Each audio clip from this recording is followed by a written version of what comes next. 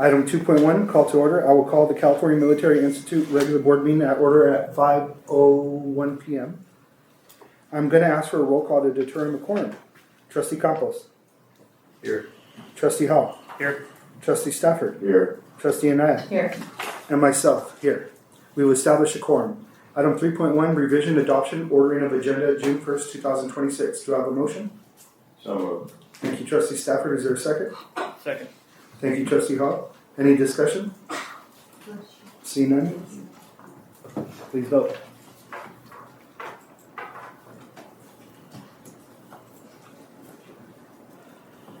Item 3.1 passes 5-0. Item 4.1, CSEA President Rose Cook. Okay. Item 4.2, CMITA President Angel Love Barons. No president for CMI? Okay.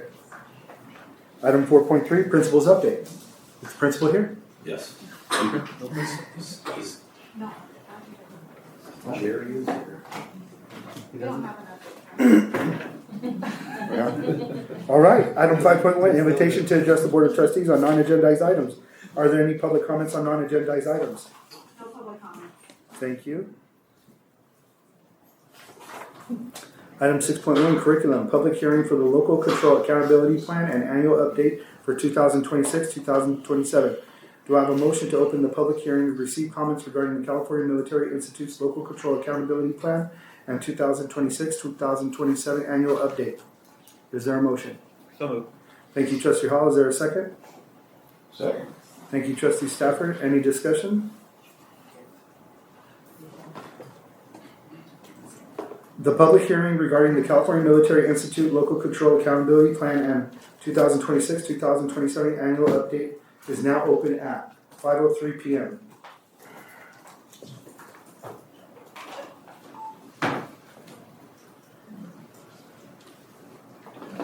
Ladies and gentlemen, may I introduce Dr. Godson? Otherwise known as geriatric, or known as, I'm under the weather a little bit here tonight, so I sound a little more like froggy than anything else. You guys are familiar with that.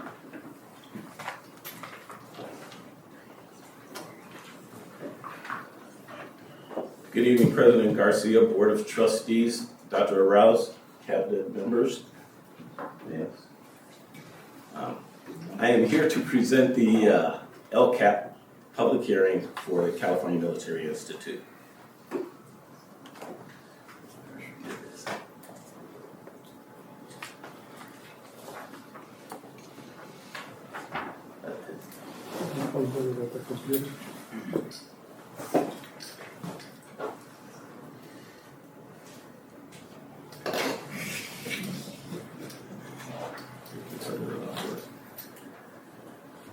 Try the other direction.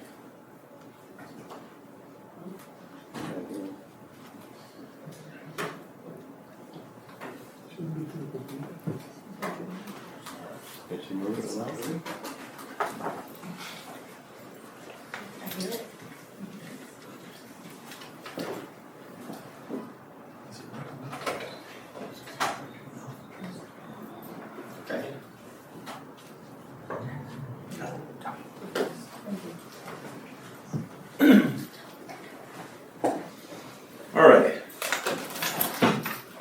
The LCAP, as you know, is a 3-year plan with benchmarks between each year and a mid-year assessment report regarding how well we are doing in respect to reaching each goal.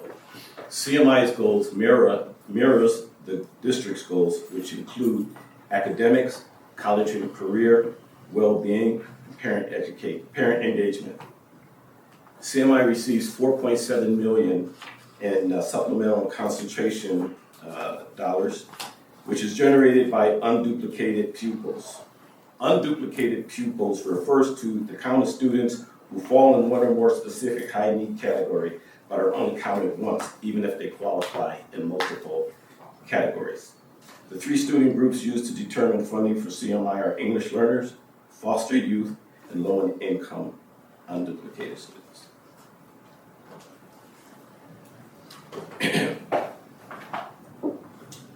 The CMI serves.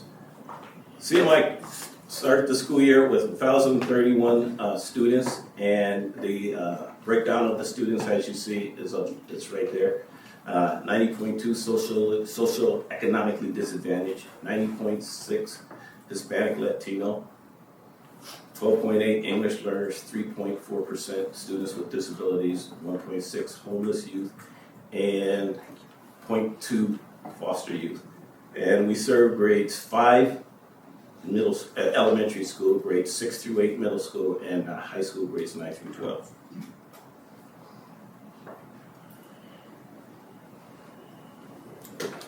All right. These are mission and core values. The acronym SIR is the core values that separate CMI from other schools in the district, and are the core values instilled in our cadets through the California Cadet Corps. And those are selfless service, integrity, and respect. SIR.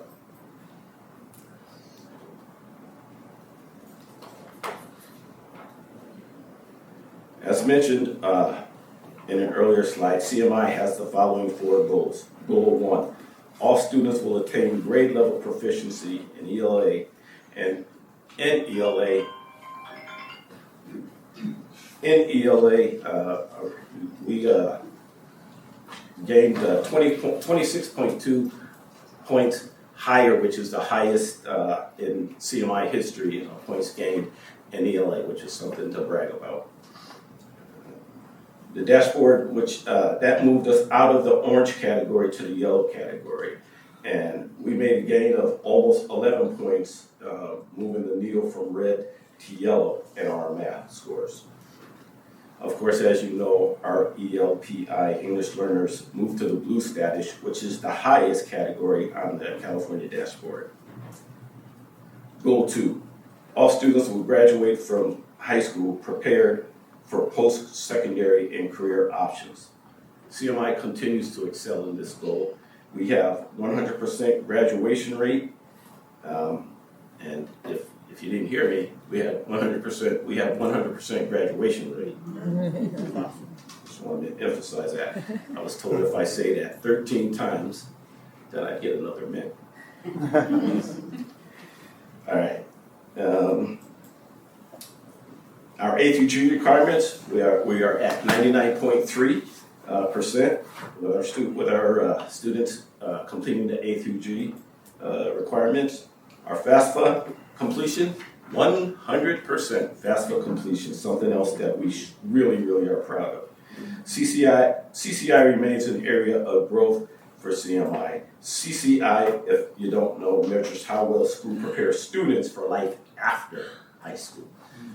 So that we identify that as an area that we need to work on, and we will in the 26-27 school year. Goal 3, well-being and safety. CMI provides a safe, positive environment for staff and students. We have a 1.2% suspension rate, which is probably one of the lowest in the district. Our chronic absenteeism, though, is something that we need to focus more on, make it a higher priority. I don't know if you want to call it we moved up or we moved down, but anyhow, we went from 7% chronic absenteeism to 10.6% absenteeism. So that's an area that we are going to focus on. Well, it's an area, a priority for us, so we'll be working hard to make sure that we get those students in school more often than they're coming now.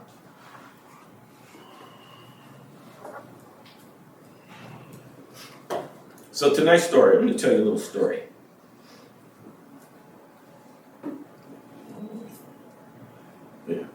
Tonight's story. 2024-25, this is where we've been. Year 1, that was the year 1 of this current LCAP series term. Year 1, we set the goals and built the foundation, establishing MTSS, AVID, and ELD intervention sections, and a comprehensive wellness center model with a full-time social worker and social worker support. 25-26, this is what's working. Year 2 produced the largest single-year ELA ELA gain in CMI's history. Our math even went out of the red into the yellow, so that's another area. Now, we increased our math scores by, like I said, almost 11%, which moved us out of the red category to the yellow category. And of course, I mentioned that we will be working on bringing our chronic absentee rate lower than the 10.6 that it stands at right now. So what's next? Year 3, we're going to carry the gains that we've made already up to this point forward, and we're going to sharpen our CCI and LTEL math. We're still working. I mean, as you know, math is pretty much a sore subject in the whole district, but we want to excel our math scores so that we're closer to the DFS. DFS stands for distance from standard, so that's what we're moving forward towards getting that number, shrinking that number, the distance between where we stand now to the state standard. We also had our charter renewal petition passed on May 13th, and so we're moving forward with that.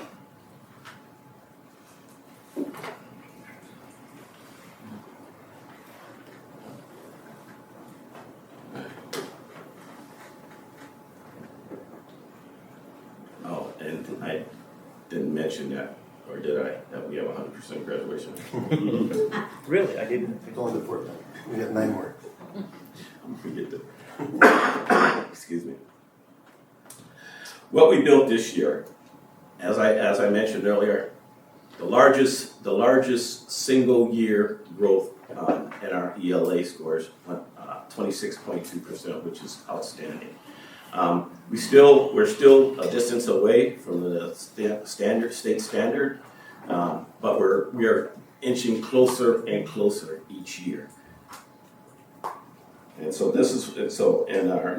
we went from orange to yellow in our DFS. Our English learners, we have a plus 32.7 points in our English learners growth, and our socially economic disadvantaged students are 27.0% growth. Our Hispanic students had a 23.8% growth.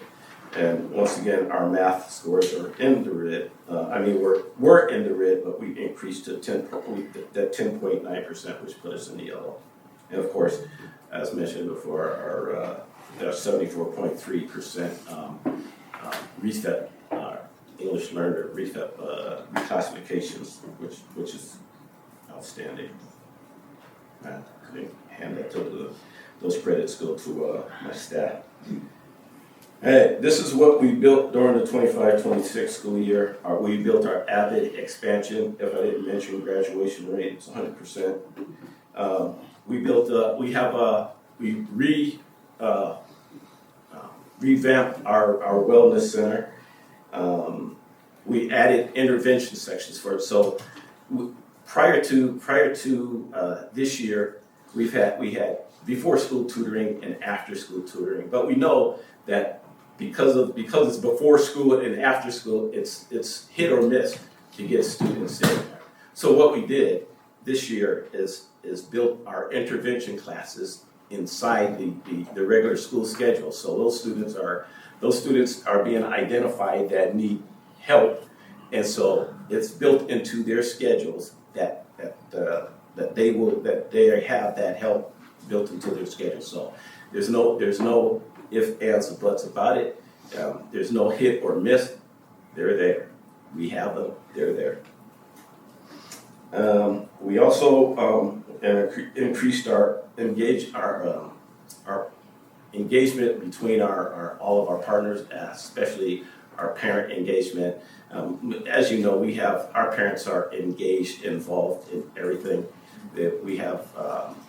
Like I said, when I first started here, my first coffee with the principal, other places that I've been to, I might have had 20, 25 people at the coffee with the principal. I've had 157 people coffee with the principal at CMI, which shows the support that our parents have for our school and our students.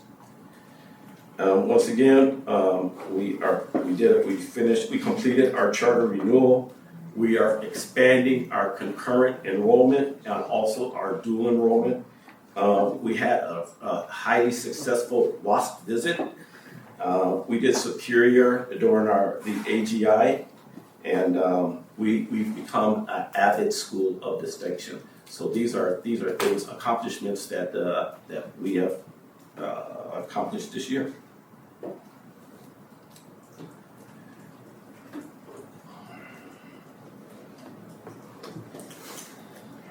So these are the numbers and the stakeholders that helped shape what our 26-27 plan would be. So we had the family survey where 89 families. We would have liked to see that number go higher, but 89 families completed the survey. Our school site council, 212 of our school, 212 participants in our not in our school site council, but parents of our school who completed the survey from the school site council. And then 157, like I said, people showed up for their coffee with the principal. We have 62 participants in our ELAC and our APAC, and we had 358 students complete the California Healthy Kids Survey. What the cadets said is that they want more AP courses, they want more CTE pathways options, they want internship opportunities and stronger scholarship / sponsorship guidance. So what we're doing, these are our action items 2.2 and 2.3, expansion of AP courses, dual enrollment with NSJC. We increased our enrollment in dual enrollment classes by 78%. And our CT, of course, we're bringing on a health CTE pathway beginning next school year. And this is what the families said. They asked for stronger classroom level ELD support and LTEL acceleration. Our African American parents asked for AP dual enrollment access, more AP dual enrollment access for underrepresented students. So this is what we're doing. We designated an integrated ELD continued LTEL paraeducator support. We sustained intentional AP dual enrollment recruitment of LTEL, Hispanic and socially economic, low socioeconomic students and African American students. This is what parents said. Only 26% strongly agreed that CMI actively seeks parent input before important decisions, which is the weakest item on the parent engagement scale. So what we need to do is reach out more to our parents to have them more inclusive in our decision making, and we certainly will do that moving forward.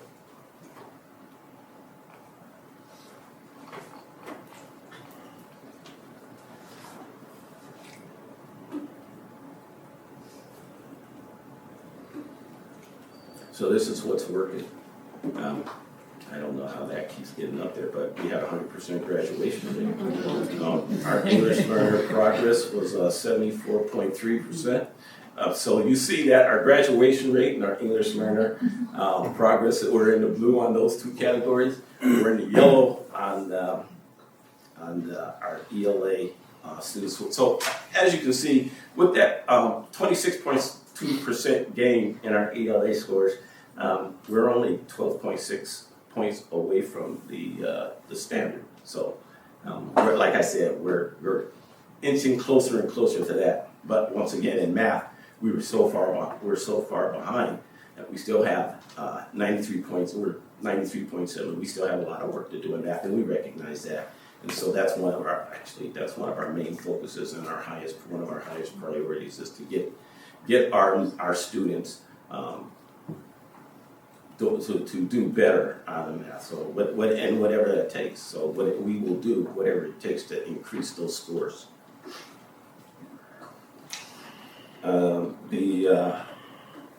The California student, the local California Healthy Kids Survey, these numbers down at the bottom there are for our 7th, 9th, and 11th graders.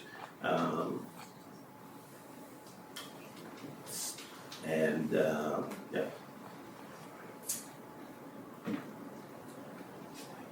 And then our social emotional distress, this is for our 7th graders, it went from 27%, we went the right way on our emotionally distressed. So we went from 27% where students felt this social or emotionally distressed. So we dropped from 27% to 15%, which is absolutely a step in the right direction. And our school connectedness, so once again, this is our 7th, 9th, and 11th grade students. So 63% of our 7th grade students feel connected.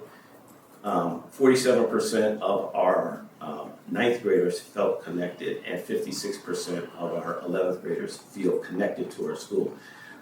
So this is an area of where we need to grow also. Because to me, even 63% is quite low.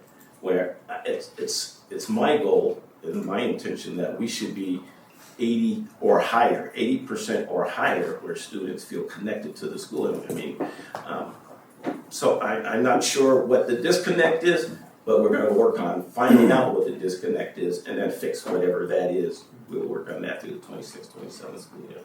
Good. And then our high expectations, 7th, 9th, and 11th again. 75% of our 7th grade believe that we hold high expectations for our students. Still 75%. To me, that's not great. It's the highest of the three grades that were measured, but still that's not great. So we understand, we identify that there's work to do there. 69% of our 9th graders and 72% of our 11th graders feel that our school holds high expectations. Being a military structured school, it would seem to me that those numbers would be a lot higher because we're a military structured school. And so we hold our students to high expectations, and we need them to identify that they're being held to high expectations too.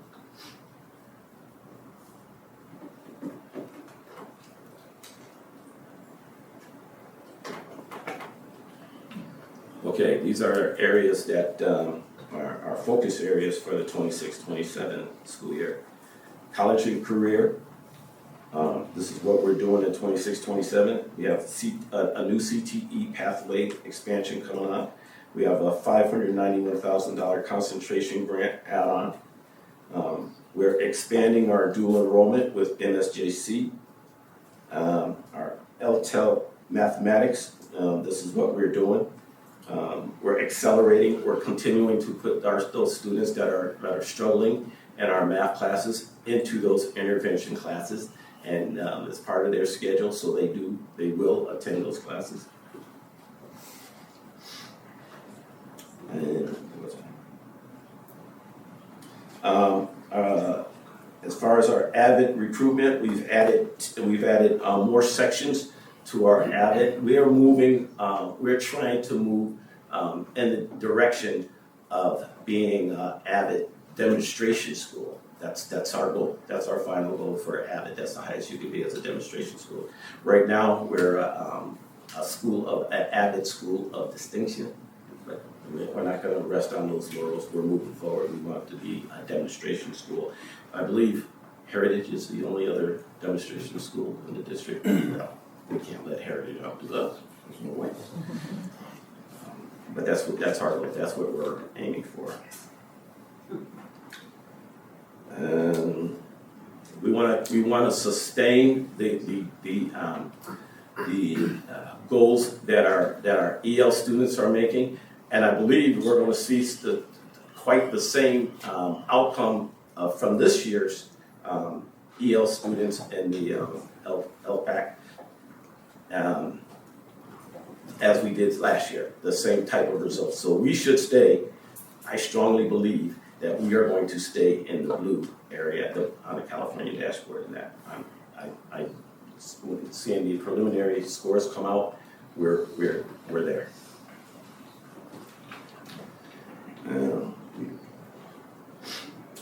And for engagement and well-being, like I said, we have a full-time social worker. We have an MTSS counselor now. We expanded our parent input in decision. We're going to expand our parent input in decision making. We're going to increase our coffee with the principals from once every semester to twice a semester. So we'll have 4 instead of 2 per year. I think that there's too much space between the first semester and the second semester. So I would like to have one per quarter. And then we are absolutely going to decrease our chronic absenteeism rate from 10.6. We need to go the other way, back down to 3 or 4.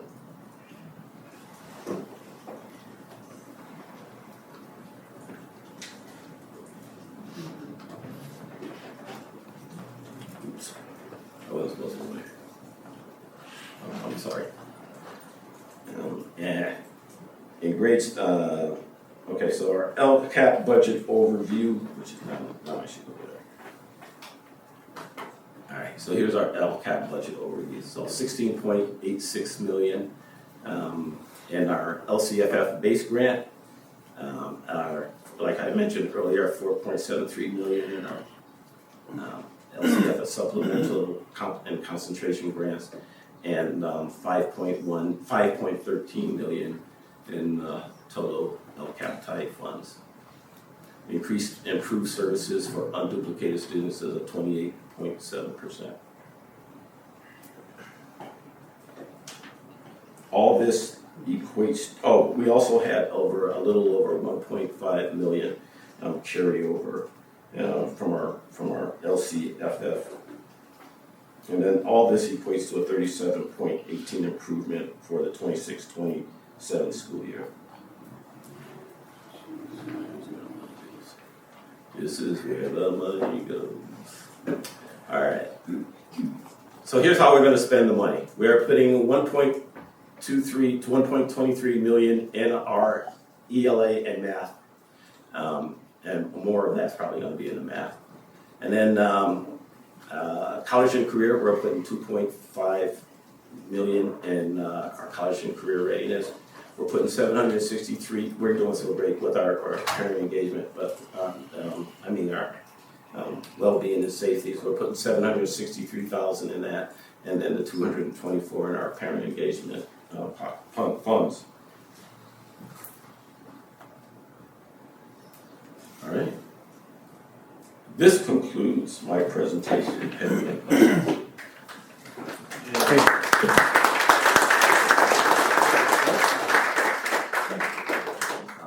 Dr. Dotson, when you were looking at the data from the surveys, is there any way we could see that data as well? Absolutely. Appreciate it. Yeah. So I'll get it sent to all of you. Thank you. Any other questions? I just had a quick question on the ELA. Is there something you guys did differently that you know off the top of your head, or you have to kind of dig in to see what you did to get such a high improvement? I think that our staff were focused on our ELA and our math scores. However, it didn't reflect as much in our math grades as it did in our ELA scores. What we did, CMI is the kind of school where students want to be there, not the chronic absentee students, but the rest of them, they want to be there, and so they're there to learn. And like I said, I don't understand why the expectations that the and survey showed so low that, but we have high expectations, and we're holding our students to high expectations. So I don't, it just, that doesn't match to me. There's some kind of disconnect somewhere there. But teachers are teaching and our students are learning, so I give all the credit to the teachers and the students for doing what they do on a daily basis. Do you think the difference between the intervention from before school and after school?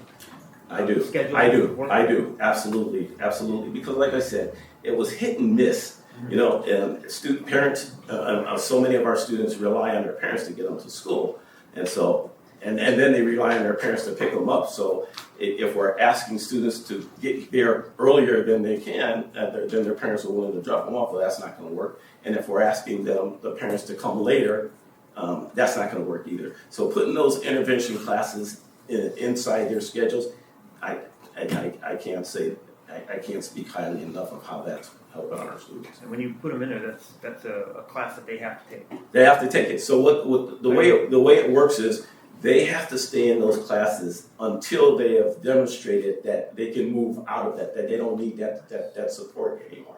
And then they're able to take another elective or something that fills that spot. But yeah, they don't have a choice on those classes. They're in there. So question on the intervention piece.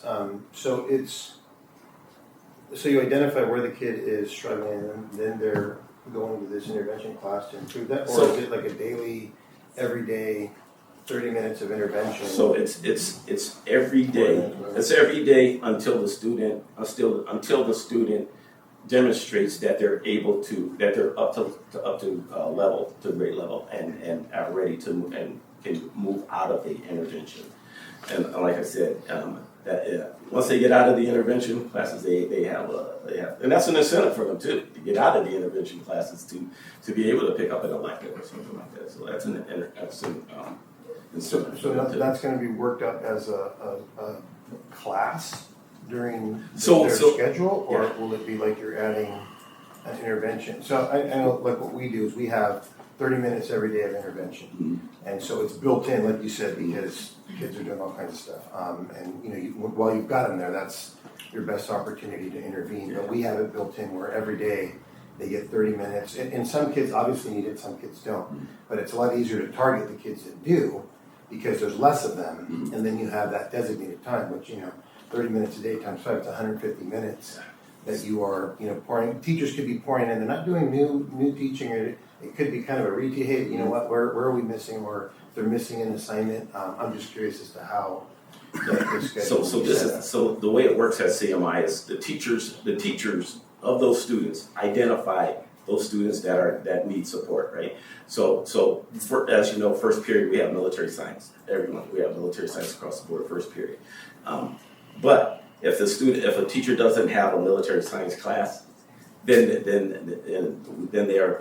they select those students. We have certain intervention teachers too, and it's a full period. It's a full 51-minute period. So once again, they can be in an intervention class for 3 weeks or 6 weeks or long until they demonstrate that they have what it takes to move out of there. So that's part of the teacher's schedule. It's built in to have an intervention, which is Correct. Okay, got it. And then, you don't have to answer now because I'd prefer an email maybe. Do we have a dedicated staff to help recover the students who have chronic absenteeism? Maybe if you want to lay that out in an email or something. Mm-hmm. I appreciate that. Yeah, and yes. But to answer your question, I can actually answer it. Yeah. Okay. Mr. Henderson is in charge of making sure that happens. Thank you. Yes. What was your graduation rate? I should go back. I believe it's somewhere about 100% or something like that. It's close. It's close. So, what do you think you're doing to get that 100%? What's your secret? What's your... If I tell you that, I can't tell you that. There's things I just can't tell because then the other schools will try to steal. Right? You're amongst family. Okay, because it's family. I don't know. Students just want to come to CMI, and you know, one of the things that we have so many students that start there in 5th grade and finish the whole, go through 5 through 12. Once students get accustomed to being at CMI, they want to stay there. They want to stay there, and I wouldn't say that any of it has to do with me being Denzel started out. Jared. All right. All right. Somebody I cut guess the that's a power. cue. Man. On that note, are there any more public comments? No public comments. All right, thank you. Thank you so much. The public, yes. The public hearing regarding the California Military Institute Local Control Accountability Plan and 2627 annual update has been closed at 5:37 p.m. Okay, there's a motion by Trustee Hall and a second by Stafford to receive for review and consideration as part of the first reading, the California Military Institute Local Control and Accountability Plan and Annual Update for the 2026-27 school year. Please vote.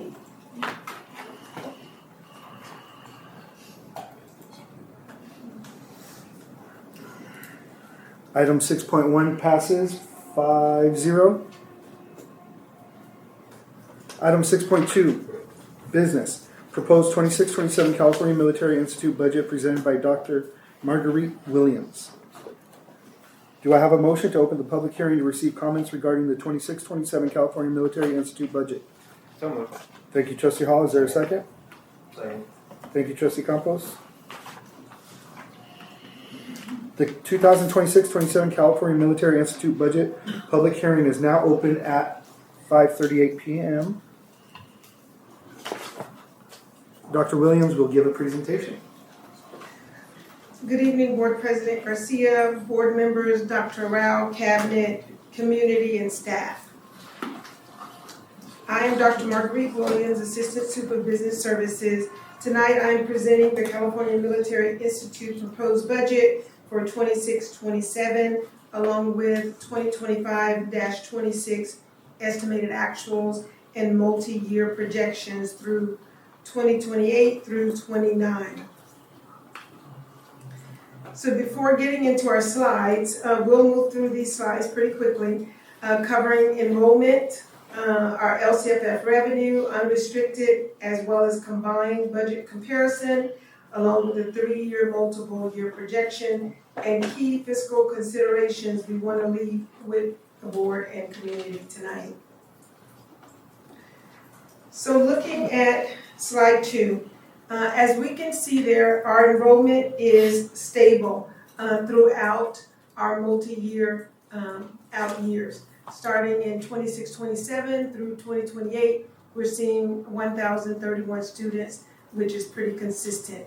We're also seeing our ADA capture rate beginning in 25-26 through 2028 through 29 at 96%. That is good news. So as we look at slide 4, we're looking at our LCFF calculations. And these calculations point out the LCFF funding per ADA, and for CMI primary 9 through 12, as we can see there, the funding for each ADA reaches up to $18,484 per student.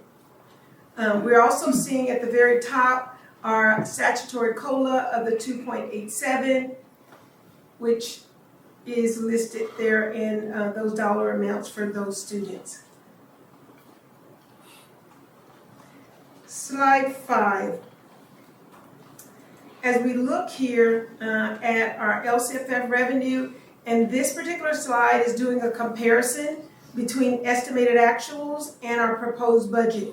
And as you can see there, there's approximately $676,000 change, and we're seeing that our LCFF being our key driver of change.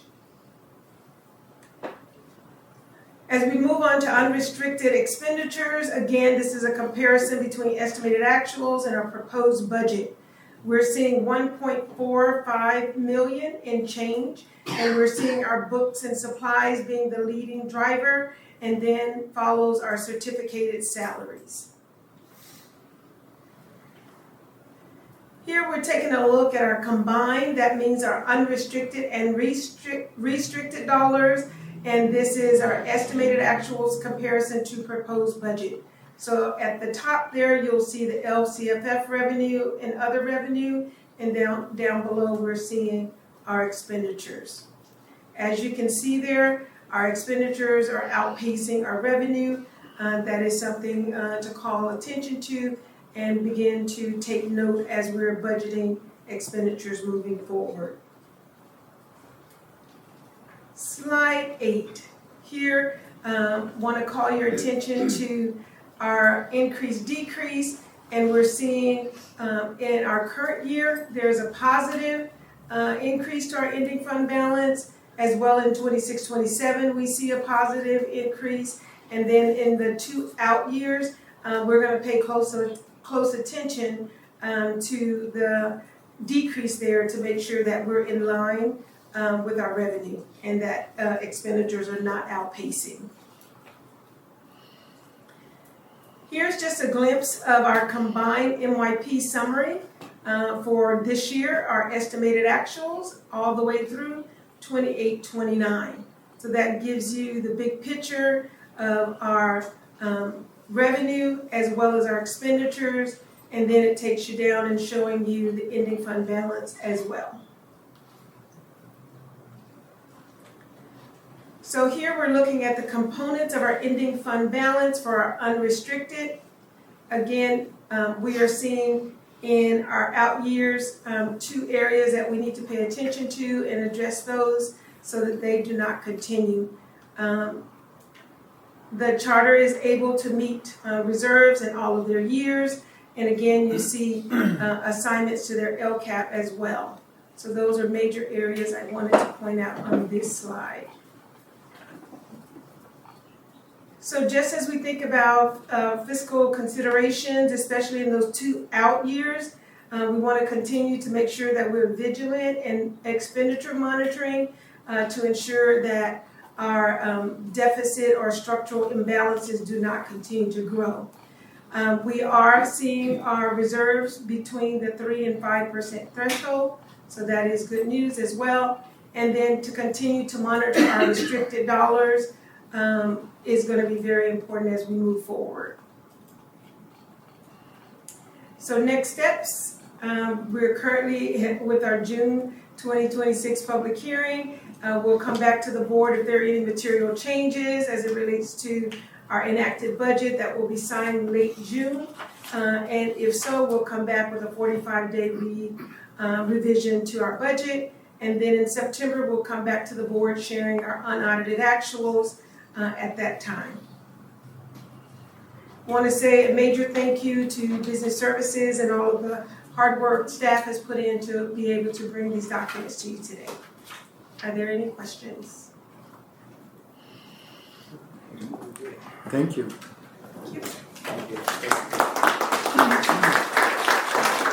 there any public comments? No public comment. Okay, thank you. The 2026-27 California Military Institute Budget Public Hearing is now closed at 5:45 p.m. There's a motion by Trustee Hall and a second by Trustee Campos to receive the 26-27 California Military Institute's budget for review and consideration. Any discussion? Please vote.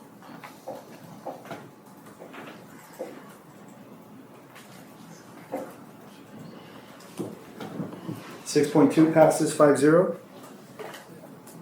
Item 7.1, other items by the superintendent. Nothing at this time, Mr. President. Thank you, sir. Item 8.1, other items by the Board of Trustees. Trustee Campos. Yeah, no, a couple things. First off, I want to congratulate Dr. Dawson and CMI on their 100% graduation rate. Thank you. Thank you.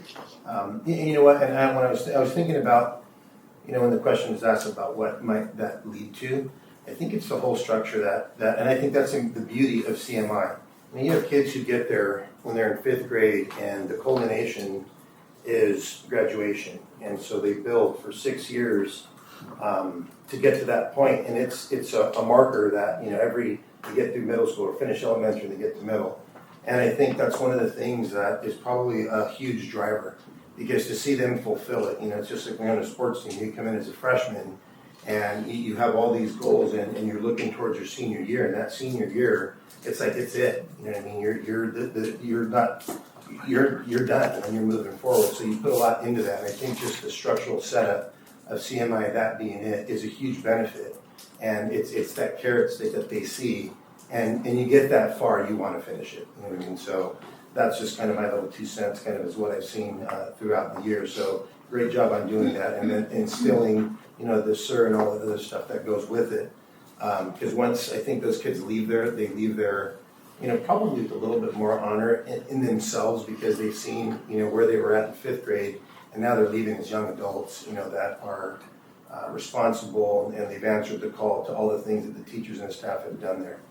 Another thing, murder at the malt shop. I thought when the power went out, you were going to whack somebody and someone was going to be gone. If you guys didn't go to that, it was a great, and I think that's another success that's going on at CMI. That theater production, I took my wife and it was a great time.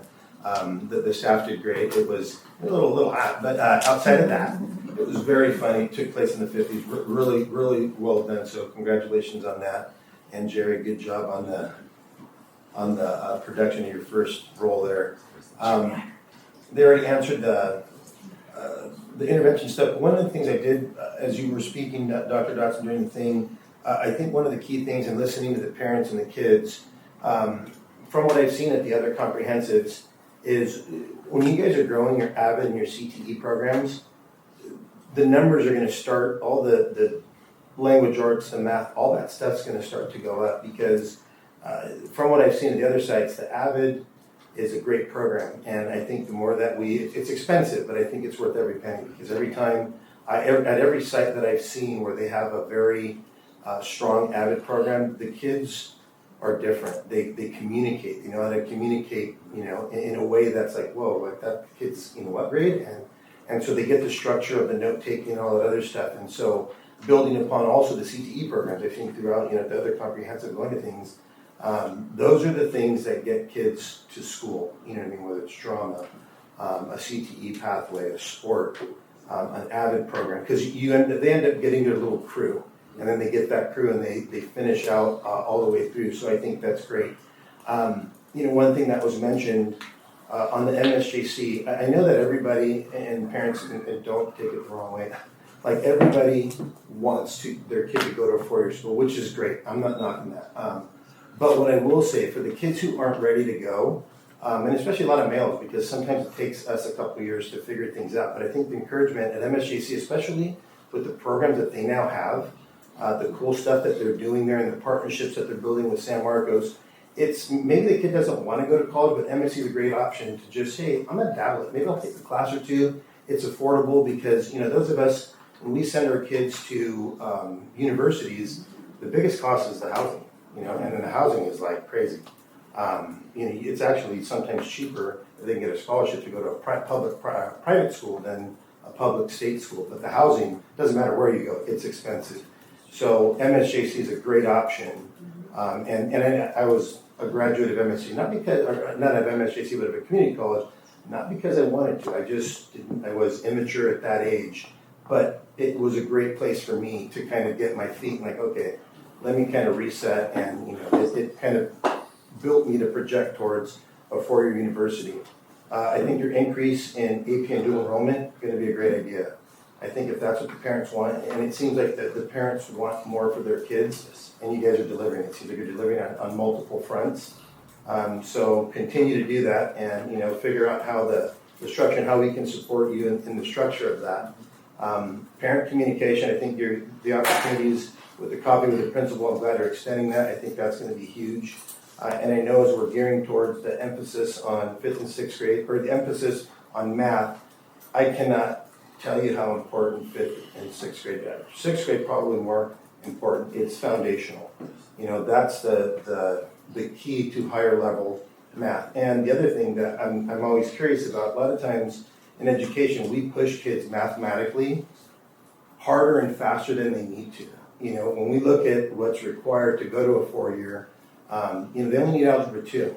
And if you play it backwards, you know, algebra 2 is a senior, geometry is a junior, and in 10th grade, algebra. A lot of times, school districts will push kids to be out of algebra like in 8th grade. And it's difficult because math is so abstract at that point. And if they haven't figured 6th grade math and they don't understand percents, and math is all around them. You know, when they go to the store, they should be calculating, hey, that's 25% off. What's the discount? How much money are you saving? How do you compute that into your decimals and actual dollars and cents that it's going to make? But I think if you guys are on the right path, and I mean the internet, whatever you have to do to solidify the math in those 5th and 6th grade years, it's going to pay dividends. And then maybe not rush to push. Now, if you have thoroughbreds who they can knock out algebra in 8th grade, hey, more power to you. You know, when they get to the higher order math, fantastic. But sometimes the push is to get them to a level of math that they might not need in their life. I mean, if they're going to be engineers, and you know, that's a whole different ballgame. But at the same time, I know for me, I use basic 6th grade math daily. Every here and there, if I'm doing a project, I'll come across some algebra, geometry, but at the same time, it's not to negate that, but it's just to make sure that they have that solid foundation. And I think it seems like you guys are doing that, and once I think that catches fire, I mean, these numbers are going to be regular and consistent as we see the kind of the growth in the program. So I think you guys are on a great path, so thank you for this year, and that's pretty much it. Thank you, Trustee Hall. Just want to thank you for your time. Your numbers are looking really good. I love the fact that you're not in the bottom 80%. You're always looking to get to that top 20% and just keep pushing and going forward. The emotional stress is down. That's huge. You know, that last year or this past year has been really, really rough to see that go down. That's amazing. You know, kudos on the ELA 26.2. Just keep striving, push that even harder. You know, how are we going to do the 4.7, the CCI? You know, we'll figure that out. Just keep pushing. Try to get that 100% up higher on graduation rate. It's going to be tough, but I think you can do it. Might get in trouble. Right? But no, you guys are doing a great job. I always love the structure there. When I go there, parent engagement, you know, it's always there. And the parents love the school. I see the school, the students love the school. And it's always a joy to go and just see the structure that you guys got going on there. So the staff, you know, love you guys as staff. So appreciate all your hard work. So thank you very much. Thank you, Trustee Hall. Trustee Stafford. Just two things. Your in-school tutor, that's a great idea. I mean, that really, they can get it done within their school day. So I really like that. Your Avid program is growing. And I remember as parents here, you know, we were talking about Avid and it needed growth, and you've really done that. And there's one more thing I had here. Your charter. Did I say that right? So your charter is till 2031. Yeah, right. Yes. Okay. Congratulations. And that 100%. Okay. All right, that's all I have. Thank you, Trustee Stafford. Trustee Anaya? I think everything was covered. You guys did an awesome year. Thank you, Trustee Anaya. I want to connect with you sometime soon, very soon. I want to discuss about donations. I want to talk about what we were talking about at the bond hearing about community action, support, our vendors. But one thing that caught my attention at the beginning of your presentation, we were talking about the suspension rate. So years ago when I was first elected, I asked the district about the suspension rate. Why is it so low? And me being an employee of education as well, I see a lot. I see a lot what's going on in California. I see how the dashboard covers up issues. And I know you're a charter school, and I love what you guys are doing. I'm not knocking it. But the board and myself, we want to know why is that number so low? What are you doing? What type of alternatives to suspension are you enforcing to keep those numbers so low? Are we actually addressing the issue? Is it a balance of counseling and discipline? Is it just counseling? Is it just discipline? And I'm not saying you're doing anything shady. I'm just saying I would like to see how it's being rolled out.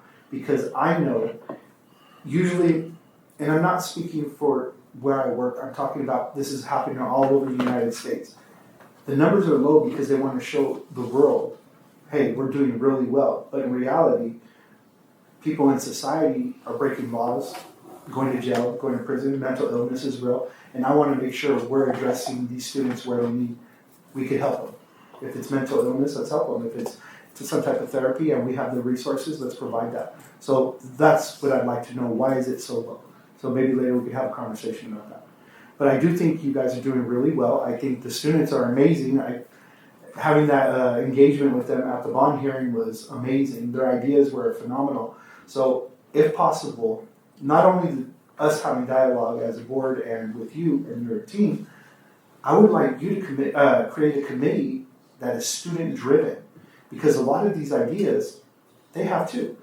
And they're sharpening those tools every single day. And one thing that the students and I were talking about was the competitions, the shooting competitions. So I know I'm saying this publicly, but maybe it's time we reach out to these large gun manufacturers and ammunition manufacturers and ask them for donations and sponsorships. Our students deserve this. You know, why can't we provide the best for them? So, and thank you. That's it for me. Moving on to 9.1, future board topics. Are there any future board topic requests by the Board of Trustees? Trustee Campos. Thank you, sir. Trustee Hall. None at this time. Thank you, sir. Trustee Stafford. Nothing for me. Thank you, sir. Trustee Anaya. Nothing. Thank you, ma'am. And myself, none at this time. And so we don't need to proceed with the motion. Correct? 9.2, adjournment. Regular meeting of the California Military Institute for June 1st, 2026. Do I have a motion? So moved. Thank you, Trustee Hall. Is there a second? Second. Thank you, Trustee Anaya. Any discussion? Seeing none, please vote.